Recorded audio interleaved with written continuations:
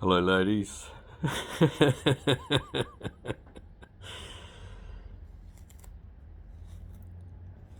Gonna do some AMSR.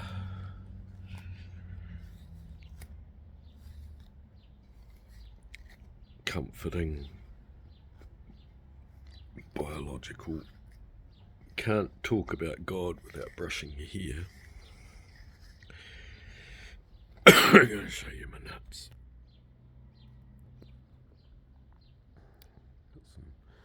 Can't talk about God without having some snacks. Can't talk about God without putting my God hat on. It's actually my work hat. I remember putting my back out in a dock hut, Lakehead hut it was, Nelson Lakes. Found this hat there. That's where I get my borrowed sense of masculinity from, was finding other guys' leftover stuff in huts. I blacked out the M, so now it says IT. It. Information technology.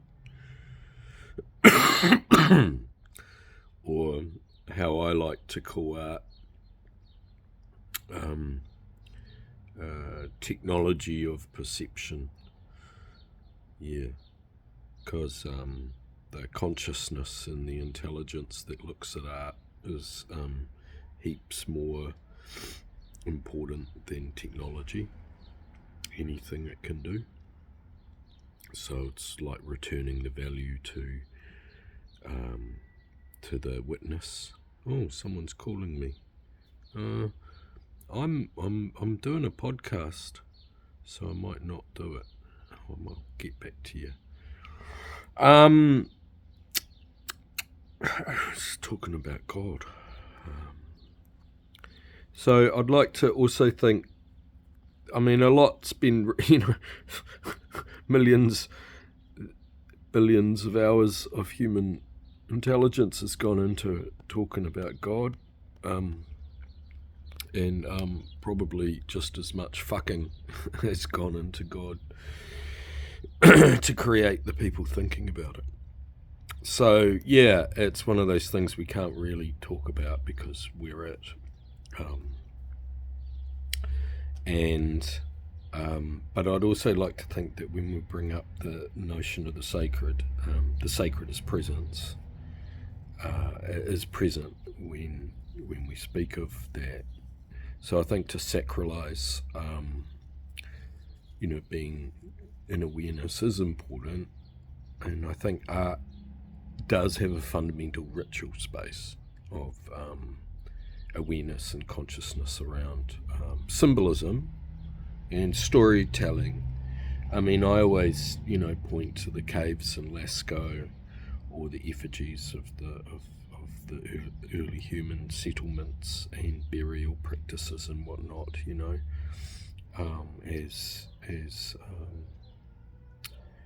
so I mean, it's that problem of, the finger pointing to the moon isn't the moon. Gurdjieff, who was a Russian, self-aware Russian mystic, had a term called food for the moon, and he was talking about parasitic entities draining humans of their psychic and emotional force, and that we're actually in a form of simulation here, and that's an old Gnostic idea as well, that this matrix isn't actually the real world. So spiritually, we've become trapped. And we keep perpetuating our own delusion. So I'm looking into that. I've been aware of that story and model for a while. So, one idea about God is that, the God that we commonly, the God of the Bible, is actually a monster the head version of the astral parasites, and that culture is basically a sort of sacrificial engine of feeding these deities on another level. So you're talking about sort of trans-dimensional evil, really. And if you but of course, we all have that soul spark of what the Gnostics call the divine spark from the pleroma, meaning the center of the galaxy, or a good, dense. So, I mean, these are mythological stories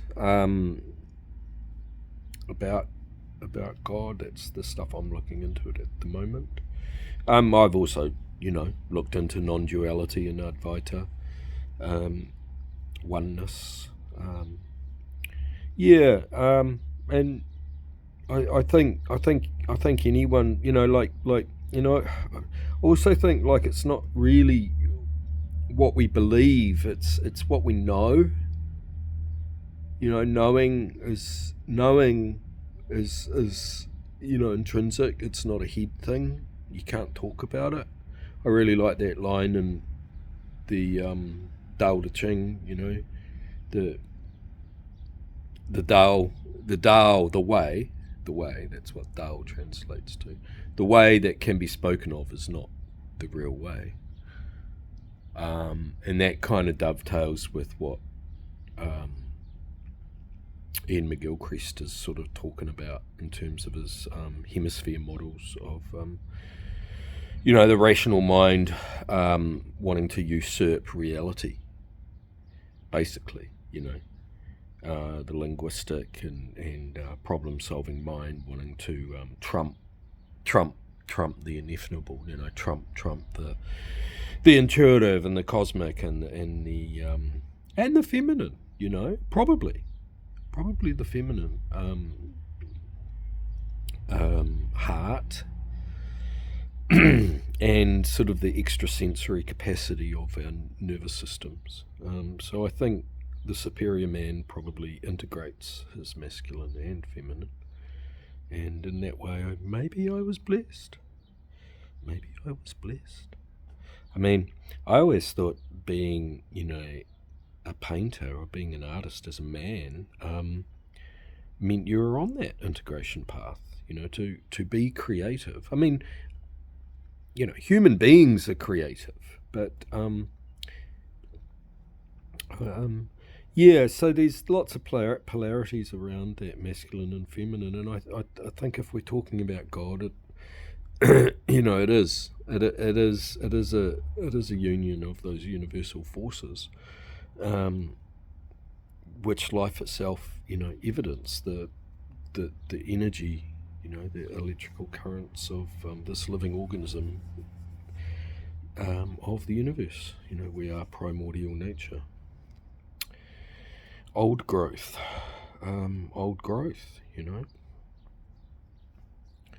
Yeah. I'm an explorer on these ideas and concepts, and I like to be reminded, of the fundamentals, because it brings me back out of the small me, the I, the entrapped responses to my own politic and feelings. But it's so much easier to talk about yourself than God. And, I look to the blue sky and I see the fuzzy little clouds, and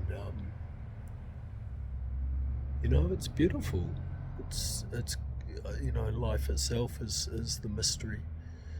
And I think there's just layers and layers of mystery. Yeah, it's interesting, eh? We can't really talk about God without talking about our experience of life or self. They seem they seem to be joined. I don't think there's an objective God then. It is our knowing, and our knowing is located in ourselves. So I've gone to 10 minutes. yeah, I hope that helped.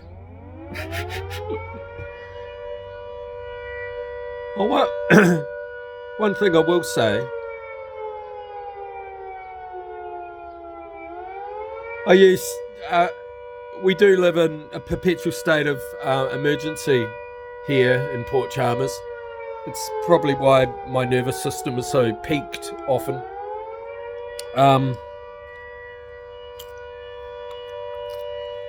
No, you'll find that that's a siren for the good chaps that put out fires. What are they called? Firemen or fire people.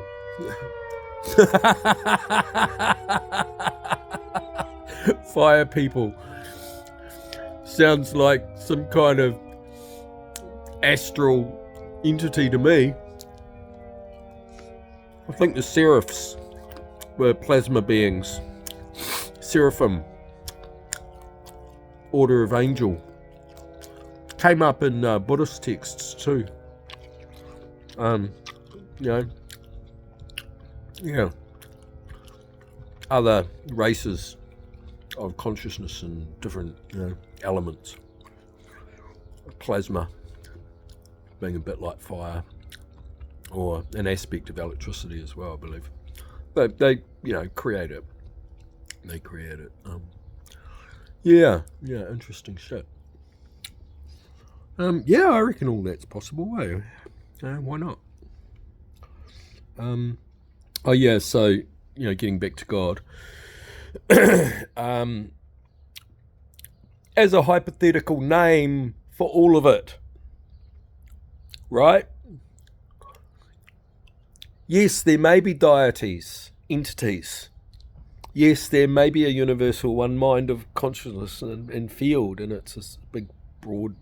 There may be an Atman, These are all human mappings. But God, the mystery, and anything within that container is still part of the story. So what I was going to say is that modern New Zealand doesn't like the word, doesn't like the idea, and it thinks it's got the whole story nailed down with the scientific approach and the economy. So it's fundamentally a materialist paradigm, and as such, it's very limited because it's manipulated by its material concerns, which is usually growth and economics and distribution and whatnot. So it lends itself to politics more than it does spirituality.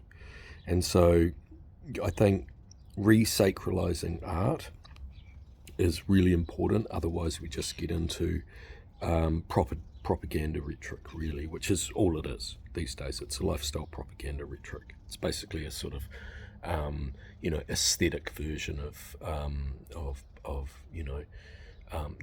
aesthetics of propaganda is taught in universities. So I think it's really important to own our own bodies, to own our own experience, and to sacralize that, sacred, because it is, if this isn't, what is?